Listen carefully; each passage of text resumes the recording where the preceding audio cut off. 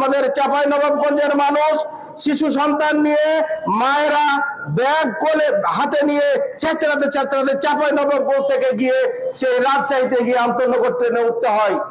এর চাইতে ন্যাক্কারজনক, এর চাইতে দুঃখজনক ঘটনা নাই। রাজশাহীর প্রভাবশালী সেই ফ্যাসিস্ট নেতারা ট্রেনগুলোকে আটকে রেখেছেন, অথচ নিয়ম হলো যেখানে সর্বশেষ ট্রেন স্টেশন সেখান থেকে আন্তনগর ট্রেন সহ সকল ট্রেন ছেড়ে যাবে। আমরা সুজন সুশাসনের জন্য নাগরিক চাঁপাইনবাবগঞ্জ থেকে ঘোষণা দিচ্ছি, আমরা এই এলাকার স্থানীয় সমস্যা নিয়ে কাজ করব। আমরা কোনো রাজনৈতিক দল না, আমরা নেতা হতেও চাই না, এমপি হতেও চাই না, আমরা জনগণের অধিকার চাই।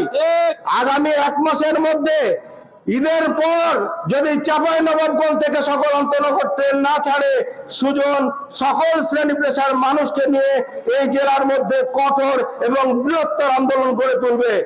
আপনারা আমাদের সাথে থাকবেন এই আশাবাদ ব্যক্ত করে এটুকু বলতে চাই, সংস্কার কাজ শেষ না হওয়া পর্যন্ত কোনো নির্বাচন হবে না। সংস্কার সম্পন্ন করতে হবে। সংস্কার সম্পন্ন করার পর চাঁপাইনবাবগঞ্জ সহ গোটা বাংলাদেশের নতুন ধারার রাজনীতি শুরু হবে, গণতান্ত্রিক ধারার রাজনীতি শুরু হবে। তখন সকল রাজনৈতিক দলের একসাথে অংশগ্রহণের মাধ্যমে ক্ষমতার পালাবদল ঘটবে।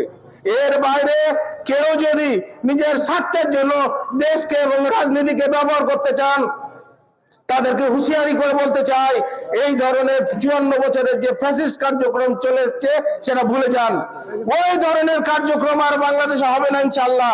নতুন ধারার বাংলাদেশ তৈরি হবে।